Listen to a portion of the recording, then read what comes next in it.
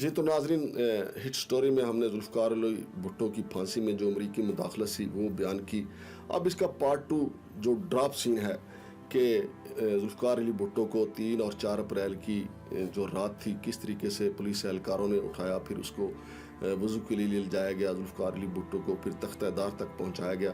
लेकिन brigadier retired इरशाद Ahmad Tirmidhi ने जो हक़ाइक़ बयान किए हैं, जो इंकशाफात किए हैं, उनका सिलसिला भी जारी है, वो मैं आपको मज़ीद बताता हूँ। ब्रिगेडियर रिटायर्ड इरशाद अहमद लिखते हैं कि जनरल रियाज ने कहा कि हमें इसकी कानूनी हैसियत राय हासिल करनी चाहिए। मिस्टर जस्टिस शमीम हुसैन कादरी इन दिनों लाहौर हाई कोर्ट के चीफ जस्टिस से इनके साथ हमारे पुराने मुरासिम थे और मुझे इनकी ज़हानत और पेशा वराना सलाहियत पर पूरा भरोसा था। मैं अगली फ्लाइट पर लाहौर गया और इन्हें यह पैगाम दिखाया। वो भी ये फैसला तो ना कर पाए कि यह पैगाम दुरुस्त है या खुद साख्ता, ताहम उन्होंने इन अल्फाज में इस मामले पर अपनी राय का इजहार किया। कानूनी तौर पर जुल्फ़िकार अली भुट्टो को फांसी नहीं दी जा सकती, अवलन इसलिए कि वो इस मुबैना कत्ल में बराह रास्त मुलव्वस नहीं है।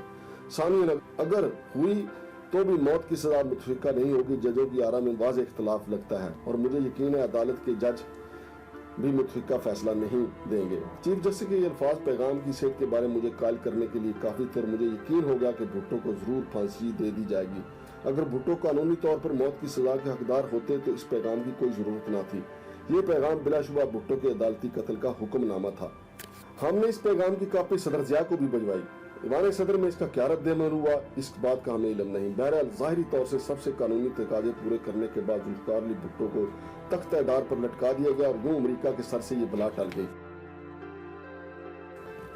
भुट्टो के कत्ल में अमेरिका कहां तक मुलव्वस है और इसमें भुट्टो पाकिस्तान को एक एटमी कुव्वा बनाने की कोशिशों को क्या मिलदखल है, इसका अंदाजा एक टेलीग्राम से बखूबी लगाया जा सकता है जो 19 मई 1978 को अमेरिका के सफीर ने इस्लामाबाद से इलाके के दूसरे सफारतखानों को भेजा। इस टेलीग्राम का मतन तेहरान में इस्लामी इनकलाब के बाद आलाना जासूसी की दस्तावेजात में छुपाकर इसका मतन था।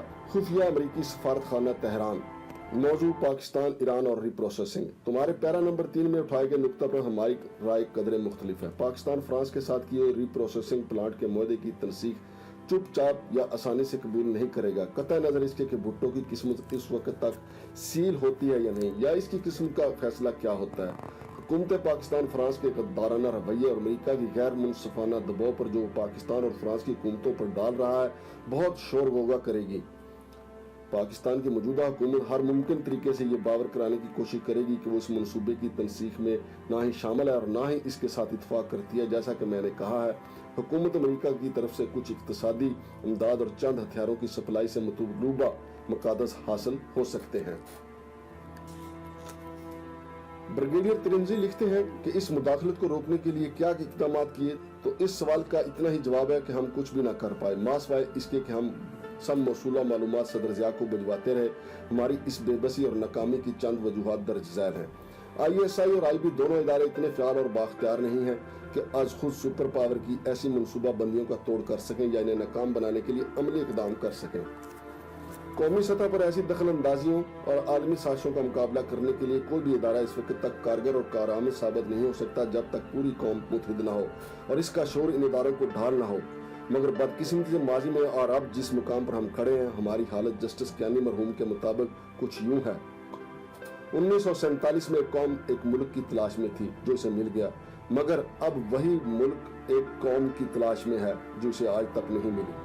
हम अपनी आज़ादी के 75 साल गुजरने के बावजूद अभी तक वो रवैया और सोच पैदा नहीं कर सके। हमारी नाकामी की बड़ी वजह हमारे यहाँ पाई जाने वाली बिकाऊ माल की वो नस्ल है जो हर दौर में मुल्की मफाद और कौमी वकार का सौदा करने के लिए हमेशा तैयार रही है। और हमारी बदनसीबी ये है कि जिन्स माशरे के हर तबके में बराए फरोख्त की तख्ती लगाए मौजूद है और अभी तक इन ज़मीर और वतन फरोशों का कला कमा करने के लिए हमारे पास कोई मौसर हथियार नहीं। ये लोग खुम्बियों की तरह हर मौसम और हर किस्म के हालात में पैदा होते रहते हैं। लाहौर में अमेरिकी councillor general doctor Andrew we कोरी ने एक बार कहा था, एक पाकिस्तानी की कीमत विस्की की एक बोतल से लेकर अमेरिका के मुफ्त सैर तक महदूद है। हमारे कई अमेरिकी दोस्त इस वाले से एक पाकिस्तानी की कीमत का तयन मुख्तलिफ अंदाज में करते हैं, मगर हम इस हकीकत से इनकार भी नहीं कर सकते क्योंकि आला मनसब पर फाइज पाकिस्तानियों को इससे भी कम कीमत पर अपना ज़मीर, वकार और कौमी और वतन की इज्जत को दो पर लगाते देखा गया है। ये अमर दिलचस्पी से खाली न होगा कि हमारी इतलात के मुताबिक डॉक्टर कोरी जो उम्र रसीदा और कंवारा था, इंतहाई पस्त दर्जे का हम जिन्स परस्त था। अपनी हम जिन्स परस्ती की ख्वाहिश की तकमील के इवज़ इसने लाहौर के कई खूबसूरत और स्मार्ट नौजवानों को अमेरिका की मुफ्त सैर करवाई।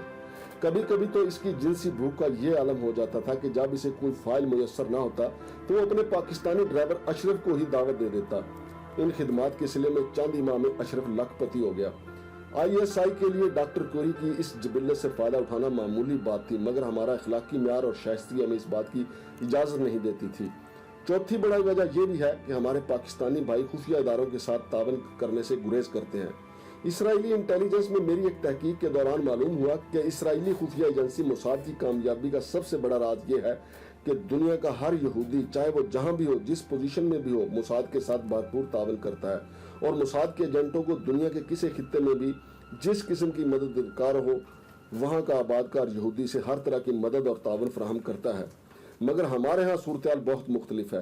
ایک مرتبہ میں نے اپنے فرائض کی ادائیگی کے سلسلے میں امریکی سفارت خانے کے ایک پاکستانی اہلکار سے ایک معمولی نوعیت کی اطلاع فراہم کرنے کی درخواست کی، مگر اس کا جواب تھا برائے کرم آئندہ مجھ سے ایسی بات نہ کہیے، میں نے بڑی مشکل سے امریکیوں کے ساتھ اپنے تعلقات بنائے ہیں، میرے گھر میں پہلی بار ایئر کنڈیشن اور فریج آیا ہے، جلدی مجھے گرین کارڈ ملنے کی بھی امید ہے۔ پاکستان نے مجھے دیا ہی کیا ہے جس کی خاطر میں اپنی اتنی اچھی نوکری کو دو پر لگا دوں؟ آپ جائیں، میں آپ کو کچھ نہیں بتاؤں گا۔ میں اپنا سا منہ لے کر رہ گیا اور میں نے دوبارہ اس شریف آدمی سے رابطہ نہیں کیا، مگر میں نے دیکھا جلدی اس کے ٹوٹے پھوٹے سکوٹر کی جگہ نئی ٹویوٹا کار نے لے لی اور وہ راول پنڈی کی ایک تنگ گلی میں واقع چھوٹے سے مکان سے نکل کر اسلام آباد کے ایک شاندار بنگلے کا مالک بن گیا۔ لیکن سب پاکستانی ایسے نہیں، بعض ایسے محب وطن لوگ بھی ہیں جنہوں نے اپنی بساط سے بڑھ کر ہماری مدد کی، اور ISI یقینی طور پر ایسے لوگوں کی مرہون منت اور احسان مند رہے گی۔ ان دوستوں کا نام لکھنا مناسب نہیں کیونکہ ان کا بے نام سپاہی رہنا ہی ان کے لیے اور ملک کے لیے بہتر ہے۔ ناظرین، یہ تھے وہ تلخ حقائق جو ہماری پاکستان کی تاریخ کا حصہ ہیں۔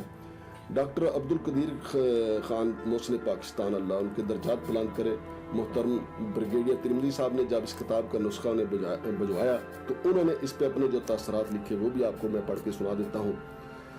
محسن پاکستان نے لکھا کہ کتاب بھجوانے کا شکریہ، یہ کتاب معلوماتی اور بے لاگ ہے۔ ظاہر ہے پاکستان کا پرامن ایٹمی پروگرام اور امریکہ اور دشمن یا ناداں دوست میں نے خاص توجہ سے پڑھا۔ ان ابلیسی کرداروں کو بے نقاب کرنے پر میں آپ کو مبارکباد دیتا ہوں۔ مجھے کوئی حیرانی نہیں ہوئی، ہماری تاریخ میں میر جعفر اور میر صادق سے بھری پڑی ہے۔ بہرحال اللہ کا شکر ہے میں محب وطن پاکستانی بھائیوں کی مدد سے اپنے مشن میں کامیاب رہا۔ مخلص ڈاکٹر عبدالقدیر خان۔ سابق وزیر قانون SM ظفر نے انہیں اس انداز میں خراج تحسین پیش کیا: میں نے اس کتاب کو عوامی نمائندگان کے خلاف فرد جرم کے طور پہ دیکھا ہے۔ مصنف نے مجرمانہ غفلتوں، خوفناک کوتاہیوں، قوم کے نقصانات، نہایت نازک معاملات پر آپس کی لڑائی جھگڑوں اور اوپر کی سطح پر قومی جذبے کے فقدان کی نشاندہی کی ہے۔ اگر یہ سچ ہے تو منحصر قوم ہم ایک بہت ہی خطرناک مرض میں مبتلا ہیں۔ اگر یہ جھوٹ کا پلندہ ہے تو یہ کتاب دشمن کو غلط روش پر لگانے کا ایک شاہکار ہے۔ تاہم مجھے یقین ہے ترمذی جو کہنا چاہ رہا ہے وہ سچ ہے۔ اقوام متحدہ میں سفیر اور UNO کے عہدے پہ رہنے والے امن کمال نے بھی محترم جناب ترمذی کو خراج تحسین پیش کیا ہے۔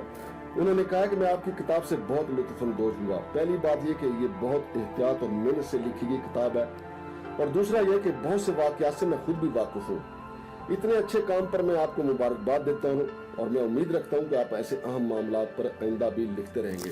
جی تو ناظرین، یہ حیرت انگیز بات ہے کہ چند روز باقی ہیں ذوالفقار علی بھٹو کی برسی میں، اور ذوالفقار علی بھٹو بلا شبہ پاکستان کے پہلے منتخب وزیر اعظم تھے، اور آج کل جو ہمارے وزیر اعظم ہیں عمران خان، وہ بھی ایک خط لہرا رہے ہیں، وہ بھی کہہ رہے ہیں کہ امریکہ سے دھمکی آئی ہے۔